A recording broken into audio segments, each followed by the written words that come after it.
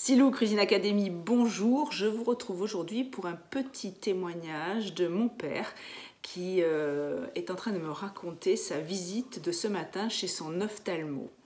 Alors papa, c'est à toi. Oui. Raconte-nous comment ça s'est passé ta visite ce matin. Ça s'est très bien passé. C'est une visite en prévision de la deuxième œil, l'œil droit. On va m'opérer la cataracte. Et donc je suis allé voir Parle un peu plus fort. le médecin, l'ophtalmo, pour qu'il me donne des précisions en opération. Et j'ai eu l'occasion de discuter avec lui de Covid, du masque, de tout ce qu'on nous raconte. Et j'étais agréablement étonné, surpris de tomber sur un médecin qui, comme certains autres, mais malheureusement pas tous, ont un point de vue sur cette opération de confinement, de Covid, etc., tout à fait hostile, et pensent, comme moi, que depuis des mois, on se fait littéralement mener en bateau par des gens qui nous disent tout et le contraire le lendemain. Et finalement, on ne sait pas trop ce que penser. Et donc moi, je lui ai expliqué que j'avais, au début, comme beaucoup, j'étais sceptique un petit peu, mais quand même un minimum apeuré par ce qu'on nous racontait.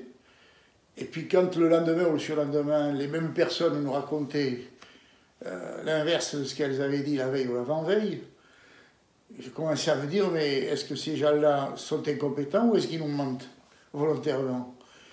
Donc petit à petit, et sur les conseils de ma fille d'ailleurs, je suis allé regarder un petit peu ce qui se disait, ce qui se racontait, par des personnes également compétentes, hein, mais peut-être pas en conflit d'intérêts avec des laboratoires, je ne sais rien, à vérifier.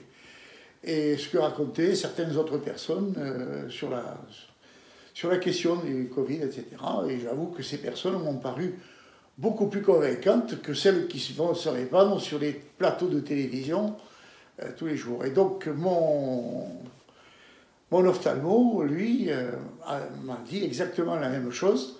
Et il dit qu'il est quand même toujours sceptique parce que, et je suis un peu comme lui d'ailleurs, on ne sait pas, in fine, où les gens qui tirent les ficelles veulent vraiment arriver.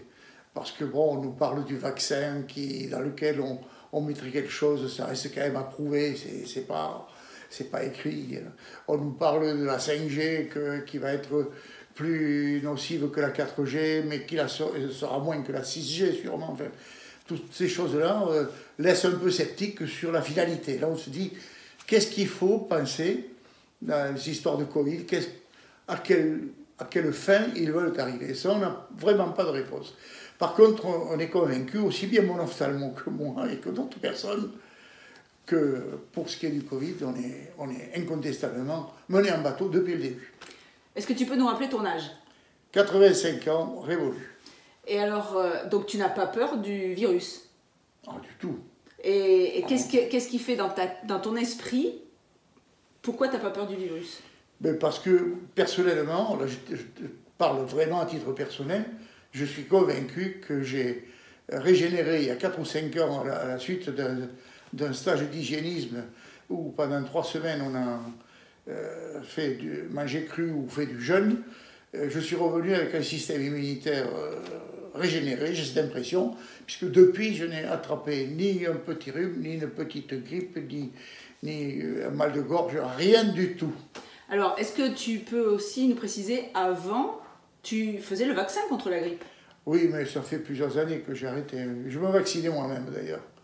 Oui. Et tu faisais ce vaccin pourquoi? Parce que tu pensais que... Ben parce que je pensais qu'il fallait le faire, parce qu'on m'écrivait, parce que d'abord en plus c'était gratuit vu mon âge, la Sécu m'envoyait tous les ans un papier où j'allais chez le pharmacien qui me donnait le vaccin gratuitement. Et donc aujourd'hui, pourquoi tu le fais plus ce vaccin? J'ai arrêté parce que d'abord mon épouse, elle, était hostile et ça fait des années, beaucoup plus longtemps que moi qu'elle ne se vaccine pas. Donc, on ne me l'a rien, je me suis dit, dans le fond, je fais ça peut-être pour pas grand-chose, je vais arrêter. Bon, j'ai arrêté, puis j'ai rien. Hein. Voilà. Ok, ouais. Eh ben, merci pour ce témoignage.